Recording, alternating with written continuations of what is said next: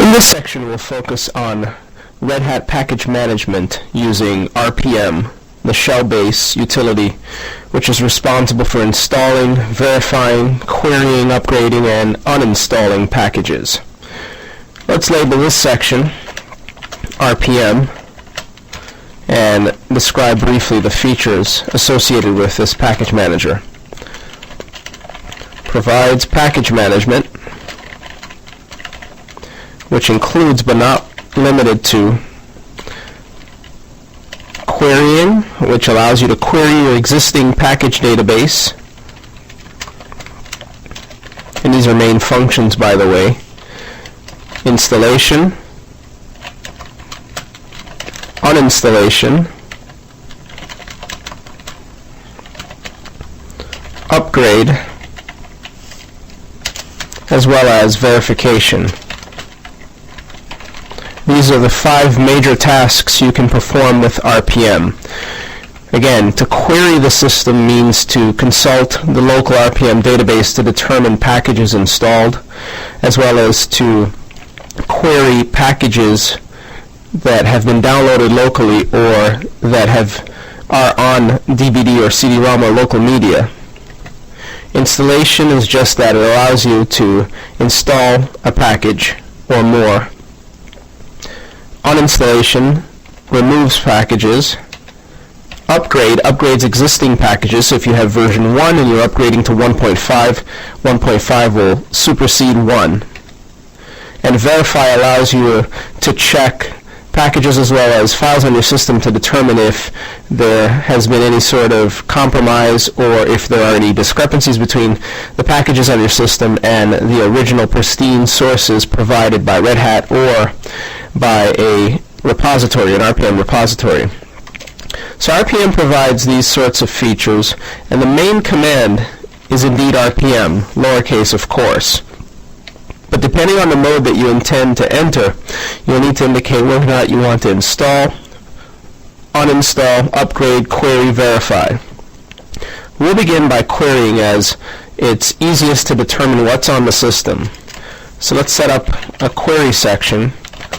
And a simple way to query the system is to execute RPM with the lowercase q option, which indicates query, followed by optional A, which will display all of the packages installed on the system. So dumps all installed packages from the RPM database. Again, RPM maintains a database on the system of installed packages. Also, we should note that most of the files on your Red Hat Enterprise system belong to a package. So you can query from those files using RPM query with the F option, query file, to determine package membership. So the files that you'll find, the overwhelming majority of them on your system, belong to a package, which keeps things organized and easy to trace. So let's execute this RPM query all. This is a quick way to determine what's installed on the system. We'll open a new shell. You don't need to be administrator or root to query the package database, but you do need to be root to install new packages, and we'll note that once we are in the installation section. So here you see a full enumeration of all the packages. It's still running. On a typical system, you'll find over 500, sometimes over 600 packages installed. To come up with a total count, use RPM query all and pipe the output to wc-l. So a variation on this command would be RPM query all, piping the output into wc-l. This dumps all packages and provides a count. Let's try that again. And momentarily we'll get a count. Also notice that the count is returned much quicker because the output isn't rendered to the screen. So there are almost 930 packages installed. From A to Z, the packages are dumped to the screen, and they cover everything from the X Windows environment, which includes GNOME, Xorg, and other programs to handle mouse, keyboard, and other interactions, such as to interface with your joystick, your audio card, so on and so forth, to MinGetty, which provides shell access via the different consoles, the different TTYs, to all of the programs that you use on your Red Hat Enterprise system. So this dumps and gives you a sense. You can pipe the output to sort so it's presented nicely, but we know that in this case there are over 920 packages installed. So query all gives you a sense. Now if you're searching for a specific package but you're unsure of the name, use RPM query all, pipe the output into grep, which is a line processor, because indeed each of the lines or each of the output that you see here are represented by lines. So we can grep each line one at a time, which is what grep will do. It takes as input one line to search for a match. So for example, let's search for the nano package. We'll RPM query all grep nano. Most packages are installed with the lowercase name, but if you're unclear or unsure, use the case-insensitive option of grep to search for the package. This will tell you if there are any instances of nano installed. Let's scroll down where this should be pasted. And there you see version 1.3 is installed with minor revisions made by Red Hat. So you can determine if a program is installed by searching for its package using grep to parse the output. Again, it's hard to determine based on the names and versions the exact name that you're to use, but usually the prefix such as nano will suffice. So if you RPM query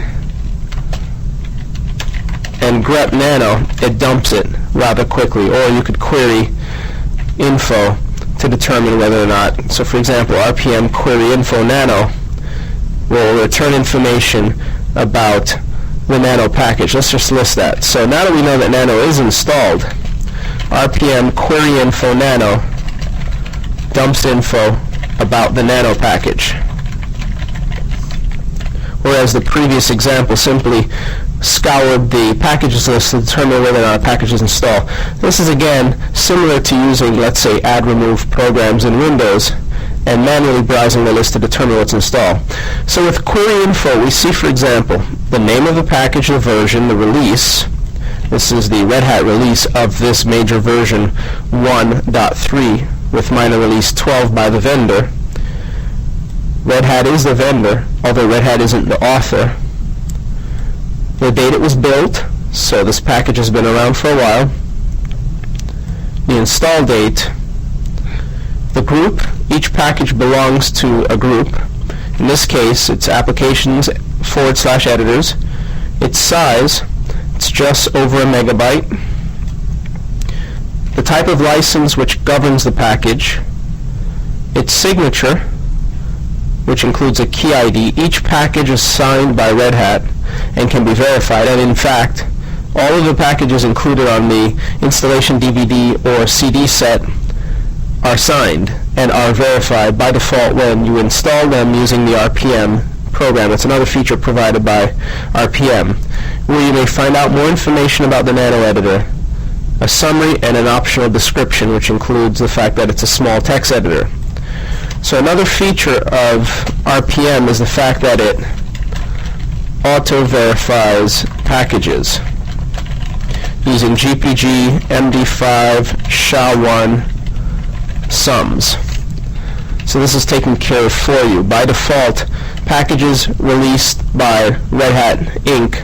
are signed with the appropriate GPG key, which we can use on our system to verify packages independently of the installation process.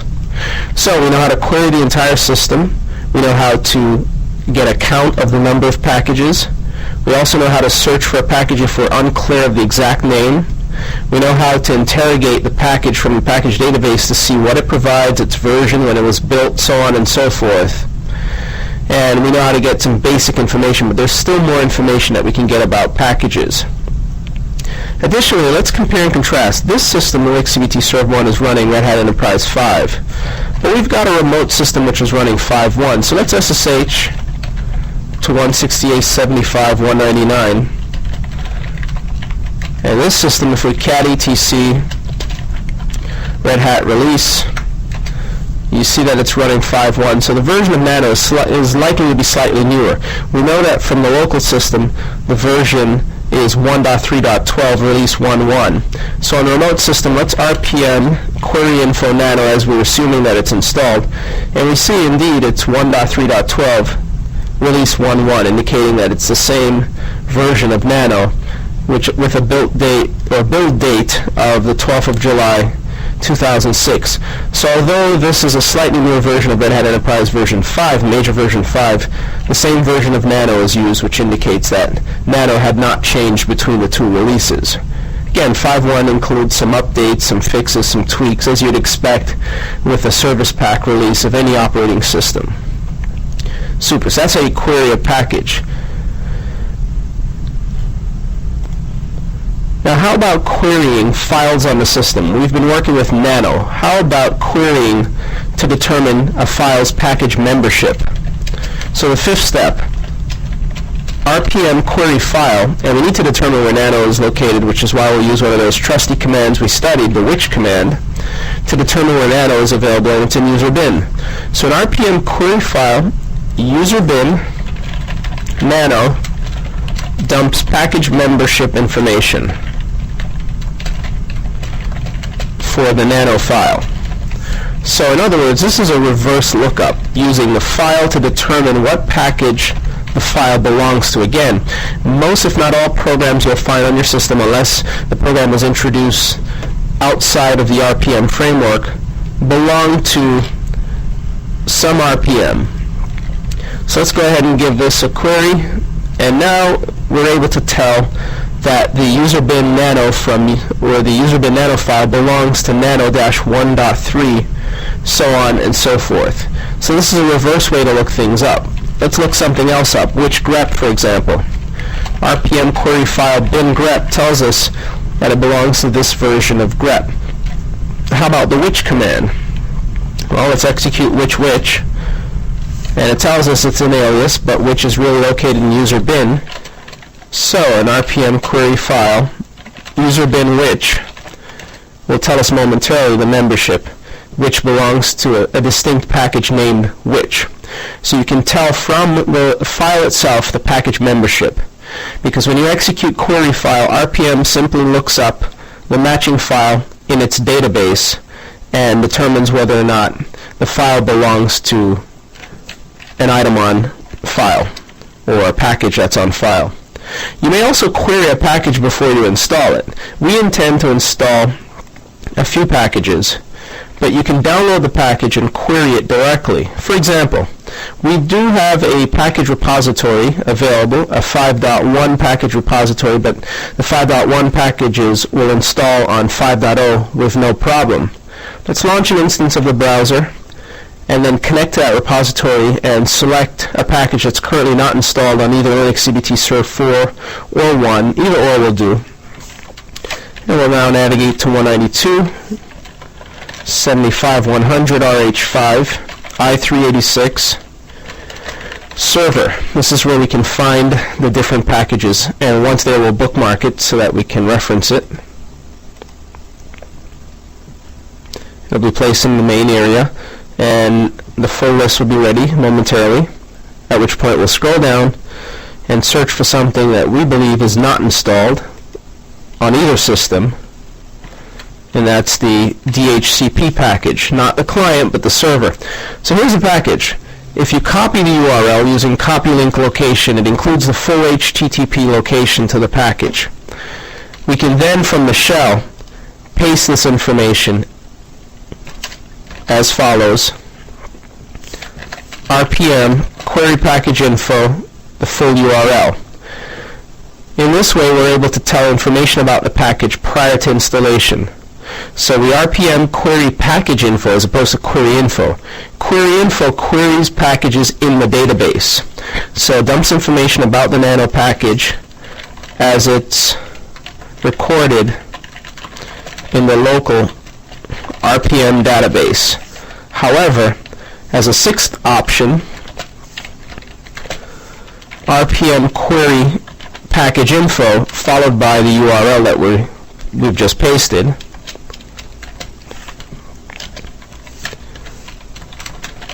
dumps info about the uninstalled DHCP package which resides on the repository. That's the HTTP repository.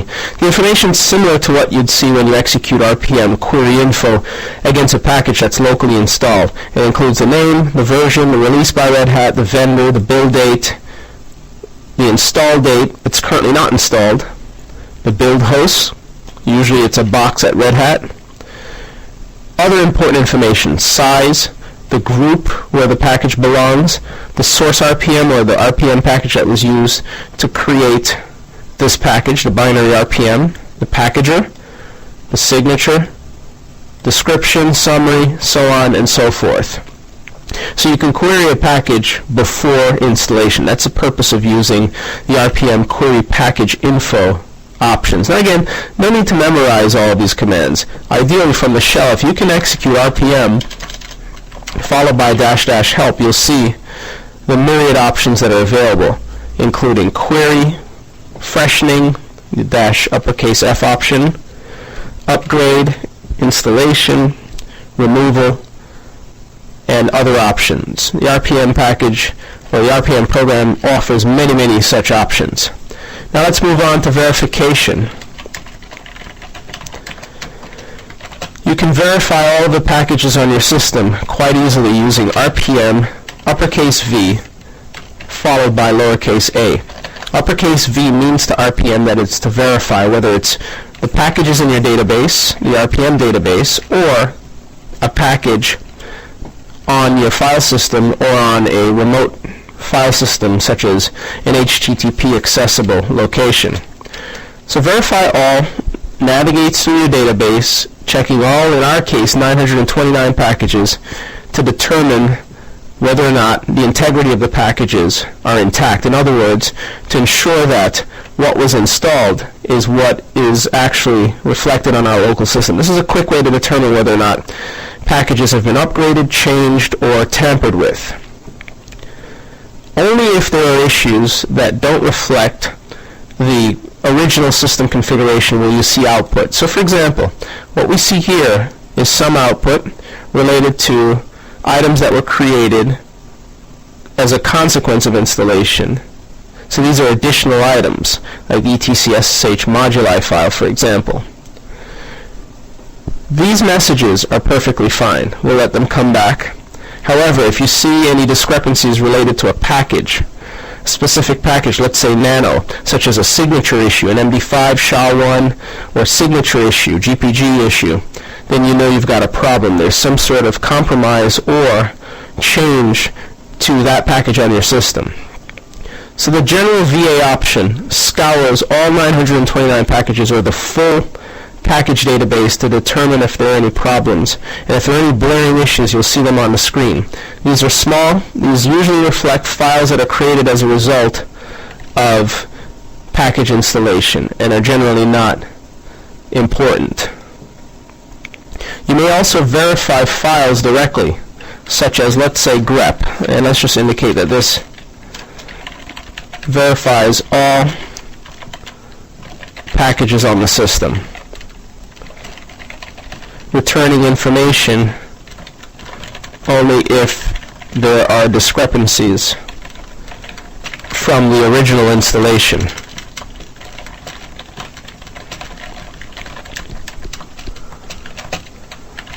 Now to verify a file, RPM-V, uppercase V, that is lowercase f, just like you'd use when querying a file directly, followed by the path to the file, such as user bin nano. This will verify whether or not Nano has changed. Again, the verification process takes into account GPG as well as SHA-1 and MD5 technologies. Now let's just kill this full verification for a moment so that we can reuse the shell. We use Control-C to kill it. Clear screen, and then RPM verify the Nano package. And if no output is returned, that means the package has passed the test. However, if we were to compromise the user bin nano file purposely and then attempt to verify the file, the RPM verification process would detect a change based on one or more attributes such as MD5, the file's size, whether or not the mode or permissions has changed, and so on. So, task change user bin nano, then verify. So to do so, we'll move the existing copy of nano. Let's SU in first, however, as we'll need full rights to be able to do so. Then navigate to user bin. So we'll move nano to nano.old. Then we'll sequence 1,000,000 nano. And even if we were to create a nano file that's the exact size of the original binary, and even if we made it binary using DD, for example, RPM verification would be able to detect the difference or the discrepancy. So now using RPM uppercase V lower f followed by user bin nano, you'll see that it'll pick it up momentarily. Now we see some output. And what does this all mean? Well, let's copy it and translate. So this returns SM5, a bunch of dots, T for the file. Well, there are various status codes that may be returned, and this is included in the RPM documentation. S means the file size has changed from what was or what is in the database. So in the RPM database is an entry for the file user bin nano, and the verification process is telling us, or has told us, that the size no longer matches. M means the mode or permissions have changed. So mode or permissions. For example, maybe the original file was flagged 755, and now it may be flagged 644, so on and so forth. 5 means the MD5 sum no longer checks out.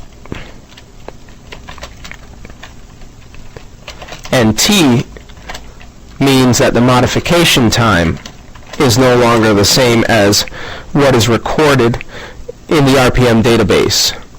So there it tells us that there's a problem. Now let's echo the exit status. You see that it's non-zero, indicating that the verification process encountered a problem. To rectify the situation, we'll remove RF nano, that's the new corrupt version of nano, and then move nano.old back to nano, then rerun RPM verification against nano. Now the exit status is 0, everything looks clean. So you can use RPM to determine whether or not any of the RPM related files have changed. Now again, we did mention that each entry is maintained in the RPM database. You can RPM query list, for example, nano, to see the contents of each package, of which you'll also find the nano binary user bin. And within the RPM database are fields, important fields such as size, MD5 sum, whether or not it's a symlink, modification time, the mode, user and group, so on and so forth. All that information is stored within the package, and that's how RPM is able to check and to determine whether or not anything's changed with a file.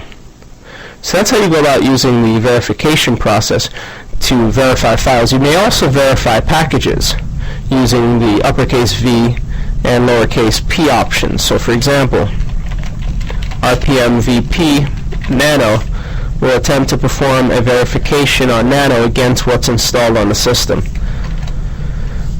In this case, we need an RPM, so we could link to the original RPM, wherever it happens to be. If you just do VP nano, nothing's returned. However, if you specify a source, such as the one in our Firefox browser, let's find nano here, and copy the link location, then attempt to RPM VP the link location, this performs a test against it, and it determines if there are any issues. A warning was returned, however. How about on the remote system? If we RPM VP, just to see if there are any differences, and it returns a warning as well for this version of nano. Now let's move on to another mode of using RPM, and that's to install packages. We execute an installation using the I option. That's lowercase I. You may optionally turn on verbosity, which is lowercase v, and hash marks using H, followed by the name of the package, one or more, and RPM will attempt to install the package. Now, RPM automatically handles dependencies.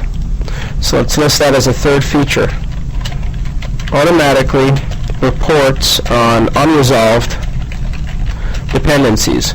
So it knows, based on the contents of the package that you're trying to install, the other packages that are required for successful operation of the package you intend to use, and will report to you as such. So if you try to install a program or a package which depends on another package or program, RPM will complain, indicating that you'll need to install the other package, which you can do on the command line along with the original package. We need to find programs to install, by the way, so let's take a look at our package repository. We'll just Alt-Tab, and we'll install that DHCP package.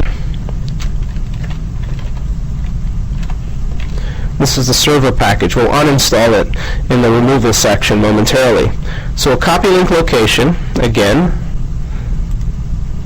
just make sure Firefox is in view, and then from the shell we'll use RPM and specify the HTTP URL. Again, we need to be root in order to do so. Now we're installing this on a remote system. That's fine. It will install just as well, and it will also install locally. IVH followed by the name of the package does the trick. If all goes well, the package is installed. And a warning was thrown because we had no key, or we don't have the GPG key imported. It's not imported by default. And a warning was thrown for the verification as well because of the same reason. So as an example, RPM IVH installs packages. However, the installation process overwrites, or does not overwrite previous, whereas the upgrade process overwrites. So install does not overwrite previous package.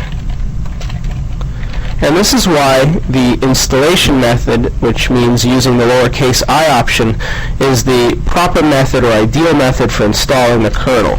So note, use this method to install a new version of the kernel. So if you get a new kernel package from the Red Hat network or from a Yum repository, use IVH instead of UVH, which we've yet to look at, because the installation option indicated by I ensures that the package is not overwritten, meaning an existing version of the package is not overwritten. So if we had, let's say, version 2.6.13 of the kernel and we receive 2.6.14, 2.6.13 will not be removed. So installing a program is very easy, especially when there are no unresolved dependencies. We see the hash marks for preparation and installation, and once it's been installed, it's available for querying locally using RPM query. In this case, the package's name is DHCP, and it returns information. It tells you when it was installed, which is today's date, and the fact that it's available. If you want to see the files within the package, RPM query list DHCP will do the trick. It includes all of the packages in, or all of the files that is in that package, and is indeed another query option that you'll use quite often. So let's just list it as a 7th query option. RPM query list package name returns all included files, which also includes any directories that are created by the package. So keep that in mind. So again, installation will not overwrite a previous version of the package. It simply makes the program available and you're free to use it. Let's find something else to install. Let's determine whether or not GFTP, which is a graphical FTP program, is installed using RPM query all grep case insensitive GFTP. It's currently not installed, so the exit status is non-zero. Let's navigate to the browser and get a URL for it. We'll Control F to search for GFTP. Here's the package, version 2.0.18. We'll copy link location, and then on the remote system execute RPM IVH and the full path. This will install GFTP. It doesn't need any additional packages. So now a which GFTP tells us that it's installed. An RPM query file user bin GFTP tells us that GFTP belongs to GFTP. So it's installed. So IDH is a really simple usage of the RPM program. There's yet another mode that we have not explored, and that's the upgrade option. This overwrites an existing version. So upgrade installs or overwrites existing package. So use this if you want to install fresh or overwrite an existing version. The usage is just like what we showed you for installation. Instead of I, however, you specify U. So RPM UVH for both cases, and it'll overwrite or install fresh anew the package that you have of interest. So for example, if we wanted to install GFTP on our local system, we'll take the URL we just posted, and that's the entire path, that is. We'll copy it, and locally we'll execute it, but changing I to UVH. GFTP is currently not installed on the local system, and this is upper U, so let's go ahead. And now it installs it. Let's just note that as well locally, that it's upper U and not lower U. That was a slight oversight. It's actually uppercase U. So this will either upgrade the package or install it anew.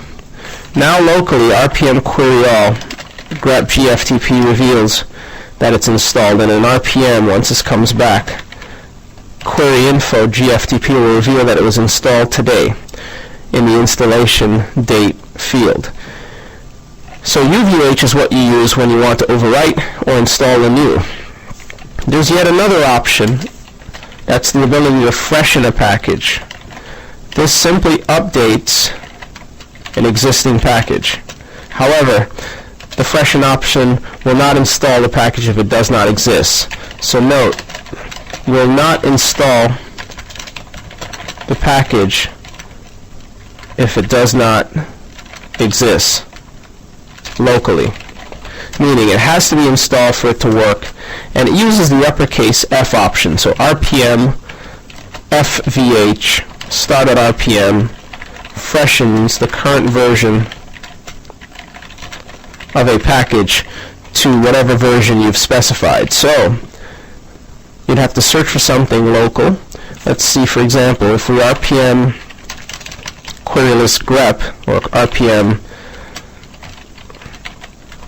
query info grep, this will tell us the version of grep that's installed and when it was built, November 27, 2006. Chances are 54.2 will not have changed with 5.1, and we can just double check that.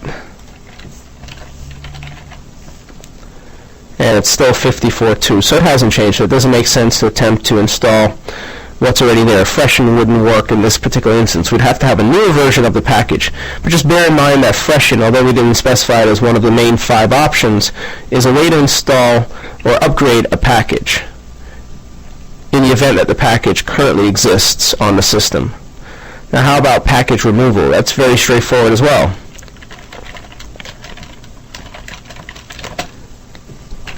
RPM-E with optional VH for the verbosity and hash marks, followed by star RPM, removes a package. However, the removal process takes into account dependencies. So if it sees that by removing the package you'll break other packages, it'll complain. So let's just note, removal process considers dependencies and will complain if the removal will break one or more packages. To get around this, use the no deps option or no dependencies option with RPM EVH. So RPM EVH no deps followed by the RPM, the name of the package, will remove it without regards for dependencies. So, with that said, let's remove GFTP using RPM EVH GFTP. to dump GFTP. Now there are no other packages that depend upon GFTP, so we should have no trouble removing it from the local system. And here it throws an error because we attempted to use the hash mark with the removal, which is fine. So we'll just dump it. Let's take it from our documentation. And this version of RPM supports the hash marks only with installation, which includes upgrades as well. Now let's confirm that RPM performed the way we expected it to using RPM query all grep GFTP, and we should see nothing returned, indicating that the package doesn't exist. It's been removed. Let's remove it from the remote system as well. RPM EV GFTP, as well as DHCP.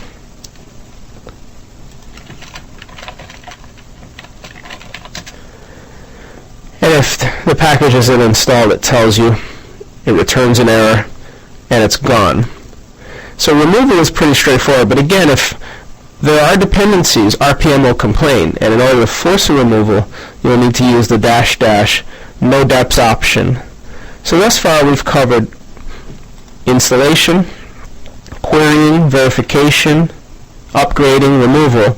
We haven't freshened the package because we currently don't have a newer version of a package. Perhaps later on, if we find a version of a program which supersedes an existing version, then we can freshen the package, but it's pretty straightforward. Just use uppercase F with the lowercase VH option for verbosity and hash marks, and an existing package will be freshened. Use UVH to upgrade or install a new, and use IVH to install a new version without overriding an existing version, such as when you're installing a new version of the kernel. Now there are other ways to integrate package installation into your Red Hat environment, such as using Yum, as well as using the graphical environment. The graphical environment is available from the Add Remove section, Add Remove software in the environment. You may also access it using system config packages. So let's just note